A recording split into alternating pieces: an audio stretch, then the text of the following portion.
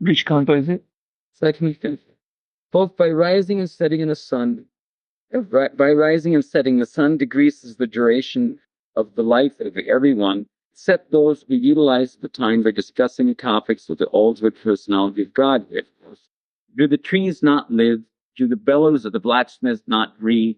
All around us, do the beasts not eat and discharge semen? Men who are like dogs, hogs, camels, and asses praise those men who never listen to the transcendental pastimes of Lord Sri Krishna, the deliverer from all evils. One who has not listened to the messages about the prowess and the marvelous acts of the personality of Godhead, and has not sung or chanted loudly the worthy songs about the Lord, is to be considered to test ear holes like a snake, and a tongue like the tongue of a frog.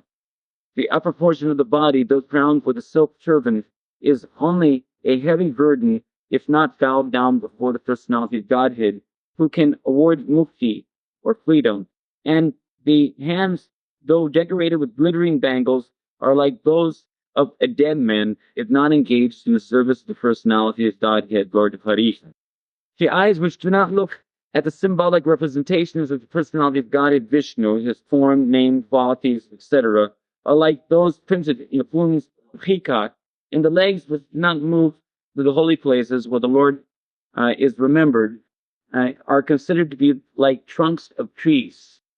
The person who has not at any time received the dust of the feet of the Lord's pure devotees upon his head is certainly a dead body, and the person who has never experienced the aroma of the tulsi leaves from the lotus feet of the Lord is also a dead body, although breathing.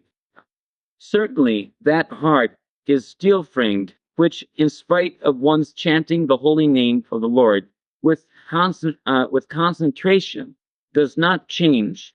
When ecstasy takes place, tears fill the eyes and the hairs stand on end. Purport by Srila Prabhupada. We should note with profit that in the first 3 chapters of the second canto, a gradual process of development of devotional service is being presented. That's with this first steps in God realization, which describe the concentration on the Viratra Roop, and then what's the next one? The Lord in the heart, which is realized through yoga practice, and then the next one is pure devotional service, a change of heart. So we're in the pure devotional service, change of heart chapter. So he's saying we should note with profit the first 3 chapters, namely, what was it? First steps in God realization, the Lord in the heart, and this one, pure devotional service, change your heart. A gradual process of development of devotional service is being presented. In the first chapter, the first step of devotional service for God consciousness by the process of hearing and chanting has been stressed, and a gross perception of the personality of Godhead in his universal form from the beginners is recommended. By such a gross conception of God, through the material manifestations of his energy, one is able to spiritualize the mind and the senses and gradually concentrate the mind upon Lord Vishnu, the Supreme, who is present as Suprasoul in every heart and everywhere, in every atom of the material creation. A system of Pancha Upasana, recommending 5 mental attitudes for the common man, is also enacted for this purpose. Only gradual development, worship the superior, that may be in the form of fire, electricity, the sun, massive living entities, Lord Shiva, and at last the impersonal Supersoul, the partial representation for Lord Vishnu.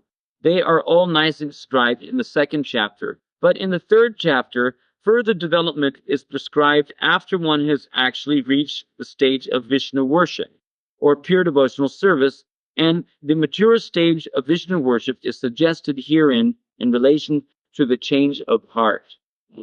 The whole process of spiritual culture is aimed at changing the heart of the living being in the matter of his eternal relation with the Supreme Lord as subordinate servant, which is his eternal constitutional position. So, with the progress of devotional service, the reaction of change in the heart is exhibited by gradual detachment from sense from the sense of material enjoyment by a false sense of lording it over the world, and an increase in the attitude of rendering loving service to the Lord. Vaidhi Bhakti, or regular devotional service by the limbs of the body, namely the eyes, the ears, the nose, the hands, the legs, as already explained herein before, is now stressed herein in relation to the mind, which is the impetus for all activities of the limbs and the body. It is expected by all means that by discharging regulative devotional service, we're talking about Vaidhi Bhakti, what to speak of Rag Bhakti, it's expected by all means that by discharging regulative devotional service, one must manifest the change of heart. If there is no such change, the heart must be considered steel frame, for it is not melted even when there is chanting of the holy name of the Lord. We must always remember that hearing and chanting are the basic principles of discharging devotional duties, and if they are properly performed, there will follow the reactionary ecstasy with signs of tears in the eyes and standing of the hairs on the body. These are natural consequences and are the preliminary symptoms of the bhava stage, which occur before one reaches the perfectional stage of prema, or love of Godhead. If the reactions do not take place, even after continuous hearing and chanting of the holy name of the Lord, it may be considered to be due to offenses only. So why do we have to remain as an offender? What are we doing? What are we doing wrong? What offenses are we committing that is keeping our hearts steel framed? Because Prabhupada is told very clearly that there must be a change of heart, and that we should always remember that if they're properly performed, there will follow the reactional ecstasy with signs of tears in the eyes and standing of hairs on the body. It must happen. It's expected. Process is supposed to work. We're supposed to come to the ecstatic position due to the real attachment. Real attachment is āsakti. So we cannot claim that we're having actually attachment to the holy name of Kṛṣṇa, which is not different from Kṛṣṇa. If we're not beginning to manifest the reactional ecstatic emotions in relationship on the basis of that attachment. The attachment is not at a standstill. The attachment is something which naturally flows and brings one to the ecstatic position. So if we actually have attachment to the chanting of the holy name, there must naturally be a softening of the heart as a consequence of that attachment to Kṛṣṇa. The attachment to Kṛṣṇa is what causes vipralambha, that is what causes the preliminary anxiety for meeting with Kṛṣṇa, for being with Kṛṣṇa. And due to that attachment, if we're actually attached to Kṛṣṇa, the personality, then when we chant his name, that name makes us think of Kṛṣṇa, the personality that we're attached to. Because the name is non-different from Kṛṣṇa. Our attachment to the name should be as much as what we are attached to Kṛṣṇa, the person.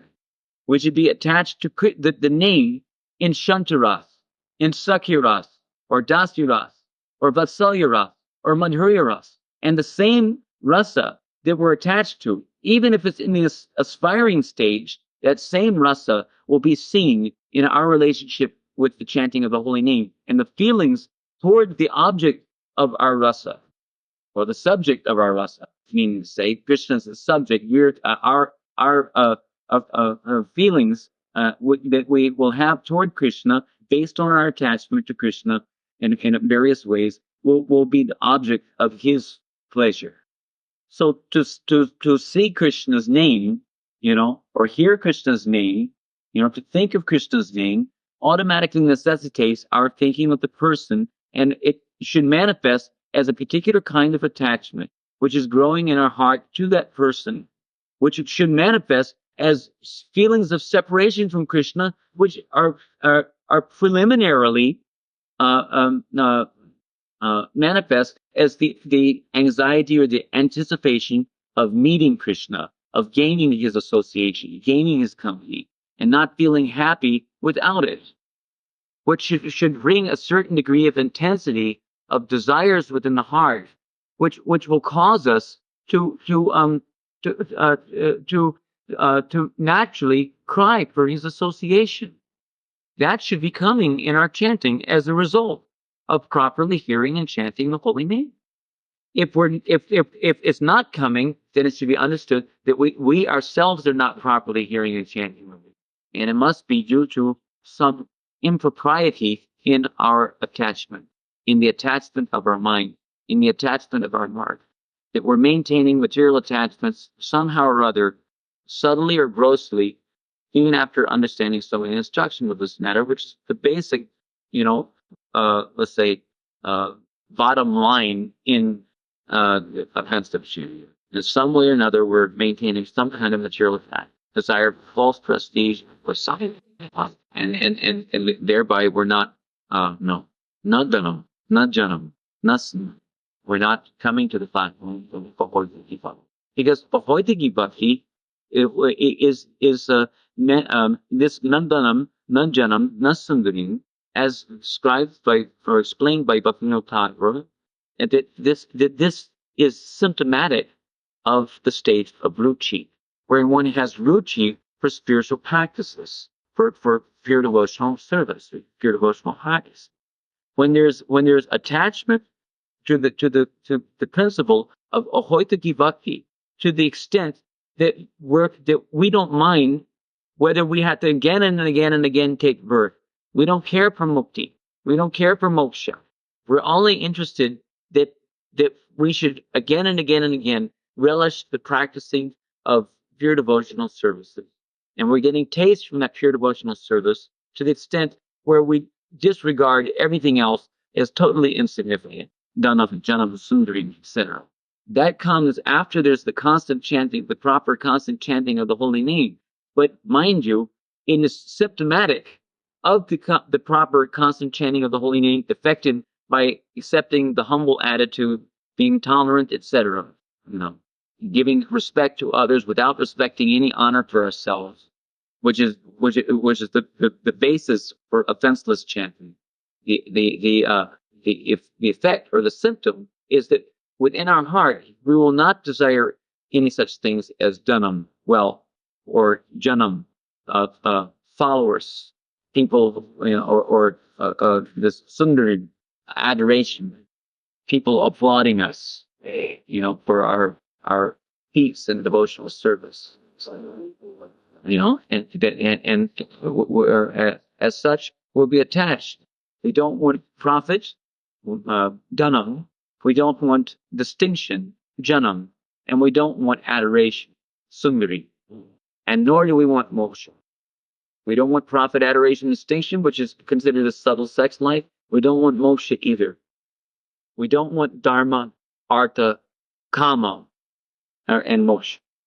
We want prema, which is the basis of the cultivation of prema is ahoitaki bhakti. So by ahoitaki bhakti vajan, we expected that we should be developing some attachment to the subject of that bhajan, namely Kṛṣṇa.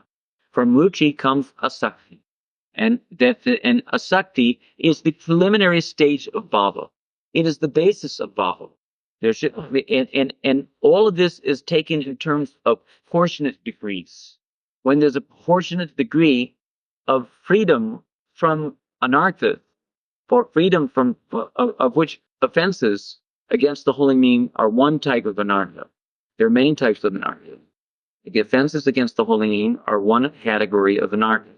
For the offenses, in the seva of the archon vigraha, is also considered to be a category of offenses. When the anarthas are eliminated, to the degree that they're eliminated, to that degree we will become steady in our devotional practice. To the degree that we're steady in devotional practice, that degree we'll be developing something taste. And to the degree that we're developing a taste for pure devotional practices for the pleasure of the object. Because pure devotional practices means anupulena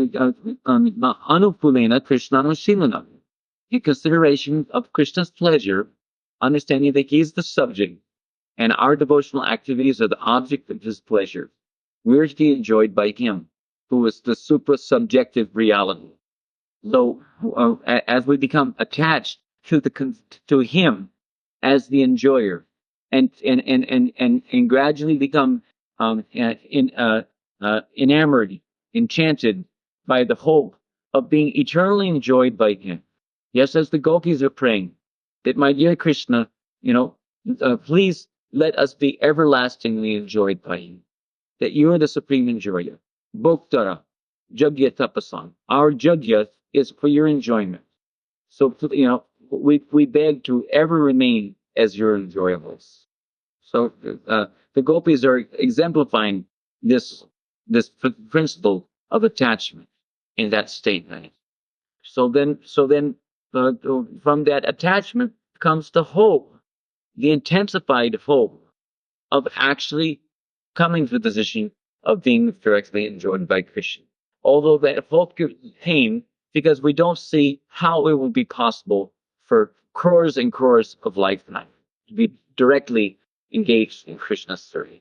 We feel ourselves quite incompetent in the matter of attaining that transcendental objective in life. So that pain should make us cry. That pain should bring us to the position of experiencing extreme anguishing, intense anxiety for attaining the ultimate goal of our life. And that's called loyam, lalasamai. So when we say we're attached to the holy name, my question is, how attached? In what way we're attached? If tears are not coming as a resultant reactional ecstasy, which is called as bhava, vipralambha bhava. Our bhava that we experience will be vipralambha bhava. The first bhava that manifests is purvarada, which is the intense anticipation, hope, anxiety for meeting Krishna, hoping against hope. We have no love for Krishna. We have no attachment or even love for the process of pure devotional service. Nor do we have the transcendental knowledge. Nor do we have any good, let's say, bhakti-on mukhe sukriti, hardly. Nor are we even born in good families. We don't have much going for us. But we have hope because we know we have cognition of the truth by the grace of our spiritual master, that Krishna Govijana Ballabha is Dinadayal. He's merciful to poor downtrodden. That Chaitanya Mahaprabhu is Patit Pavana. So there's some hope that they will take us to them. But we don't see anything in our heart which will inspire them to take us to them. So we're virtually living in a realm of ever increasing simultaneous hopelessness and hopefulness. Our hopefulness is based on the expectation of Krishna's mercy, and our hopelessness is based on the realization of the futility of our efforts to express our attachment to Krishna, because there's virtually very little attachment. So therefore, crying because we can't cry, based on attachment. If we can't cry for Krishna when we're chanting the holy name, if no tears come to our eyes, then we should at least be crying because we can't cry, realizing our decrepit, destitute, downtrodden position. And those tears of crying because we can't cry, or crying because we can't cry because we can't cry, those tears will melt away the hardcoreness of our heart. And those tears will be the beginning of our actual crying for Krishna. So these things we should be deeply considering. Make a little progress in this line, and you'll find no difficulty in chanting during the Bhagavatam. You'll find yourself unable to stop chanting 24 hours a day. Bhagavatam class or Mangalarti, you'll always be impelled to chant Krishna's name, realizing that he is my only shelter, in spite of myself. You'll always feel the connection, no matter what else is going on. Even if I can see, it's not that I'm not seeing that there's something going on around me, or I'm not hearing things. If you sincerely, like you said, I don't feel myself qualified, but if I don't find myself experiencing any type of sincere ecstasy or any type of tears don't come when I'm chanting the concentration on the holy name, at least I should cry because I feel so fallen. Yes. So if you have such a destitute in yourself, is this really compatible to think that it's it's okay to just chant 16 rounds, running 16 rounds while you're getting Bhagavatam? I mean, are you going to be crying there in Bhagavatam class and you're thinking about philosophy? Internally, it doesn't always have to manifest externally. That's what I was saying. But my argument it was, should be able to manifest externally. yes. If it can't manifest externally, then if the reaction does not take place, even after continuous hearing and chanting of the holy name of the Lord, it may be considered to be due to offenses only. I agree with you with the idea. That is the opinion of the Sandarbha. In the beginning of the chanting of the holy name, if the devotee has not been very careful about abating the 10 kinds of offenses at the feet of the holy name, certainly the reaction of feelings of separation will not be visible by tears in the eyes and standing of hair on the end. The whole process can be summarized as follows. The advanced devotee who chants the holy name of the Lord in a perfectly offenseless manner is friendly to everyone, and is friendly to everyone, can actually relish the transient taste of glorifying the Lord. And the result of such realization is reflected in the cessation of all material desires, etc., nadhanam, najanam, nasundarim, etc., as mentioned above. The neophytes, due to their being in the lower stage of devotional service, are invariably envious, so much so that they invent their own ways and means of devotional regulations without following the acharjas. As such, even if they make a show of continuously chanting the holy name of the Lord, they cannot relish the transcendental taste of the holy name. Therefore, the show of tears in the eyes, trembling, perspiration, or unconsciousness is condemned. They can, however, get in touch with a pure devotee of the Lord and rectify their bad habits. Otherwise, they shall continue to be stone-hearted and unfit for any treatment. A complete progressive march on return path home back to Godhead will depend on the instructions of the revealed scriptures directed by a realized devotee. So it doesn't mean, however, this statement which Prabhupada is saying here doesn't mean, however, that that the show of tears, he's saying therefore the show of tears in the eyes. He's not saying therefore tears in the eyes, trembling, perspiration, unconsciousness is condemned. He's saying the show of tears, which is based on an envious desire to masquerade as something which will be able to get him profit, adoration, distinction that he wants. Can somebody cry out of this particular material ambition? Huh? Can somebody exhibit tears Definitely. without genuine feeling? Definitely. That is what is being discussed here. You've never seen it before? Well, I see. Come in, but it's pathetic. Totally good. With a desire, if you would ever see it, you'll become so disgusted that basically speaking, you'll cry to see their crying. Business. Because that's what it is. Business. They're first class operators because they're doing business. They want to get profit. It means money, adoration, means women, and distinction, means fame from their so-called performance of certain. This is what could be called as, what is it? Diabolic. Diabolic? Diabolic. Is that how you pronounce it? Yeah. Diabolic. Diabolic.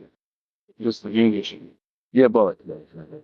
But it doesn't mean that there should not be tears, hair standing on the end, shivering in the body, and even up to the platform of pralaya, or falling unconscious. That is a very later stage. But it's not that all the transformations have to manifest before one can manifest one of the transformations. At least some tears should come to the eyes, upon let's say realizing, upon remorsefulness in realizing our decrepit condition, how far we've fallen from the real standard of prema. We have no prema. That hope, nevertheless, is inspiring me, and at the same time, paining my heart, causing me to cry and cry. That is the beginning. If we can't even have those sentiments, then where do we stand? What kind of attachment are we actually cultivating? Where's the hope? For Lovemoy bhajan.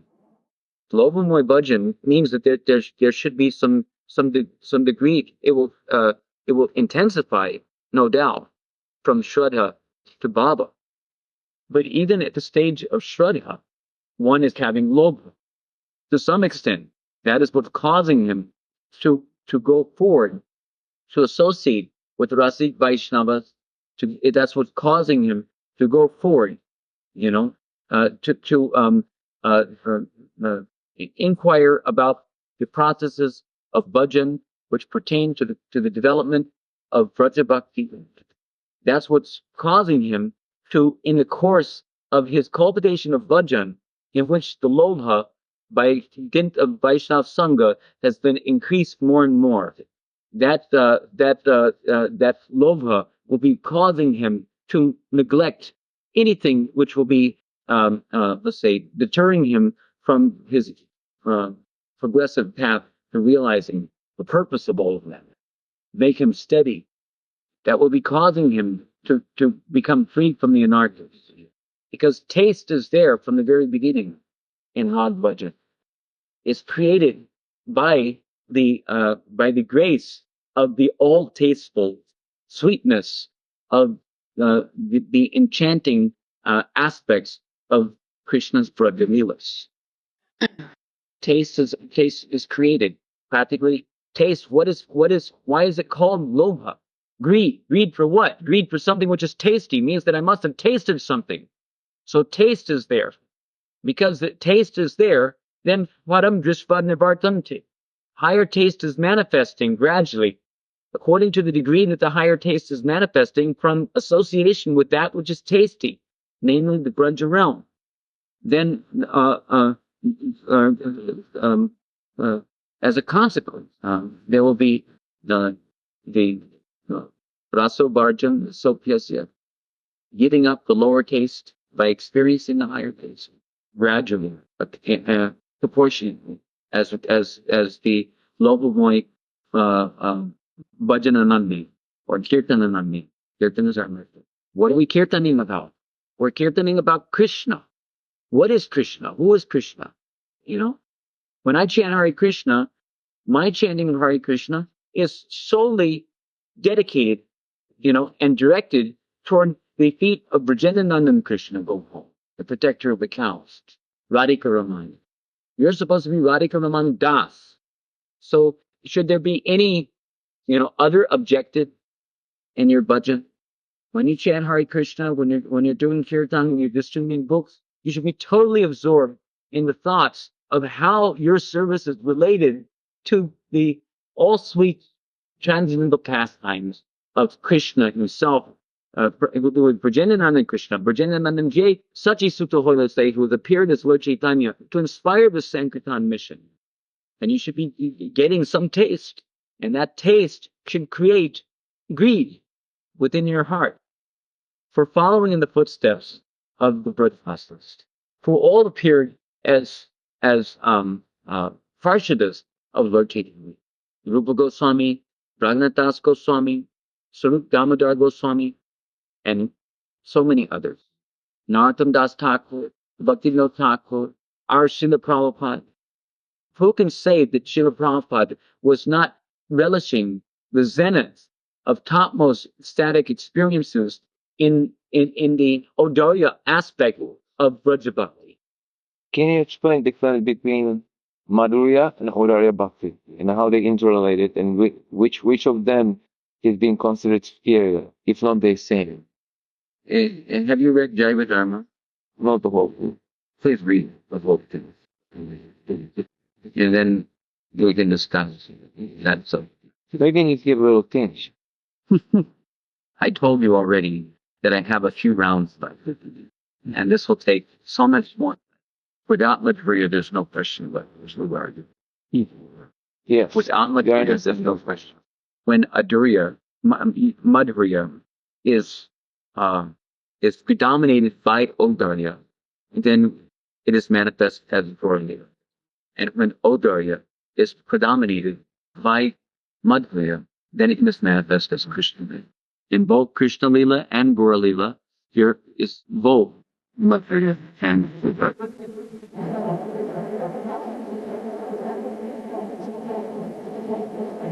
We're just reaching close.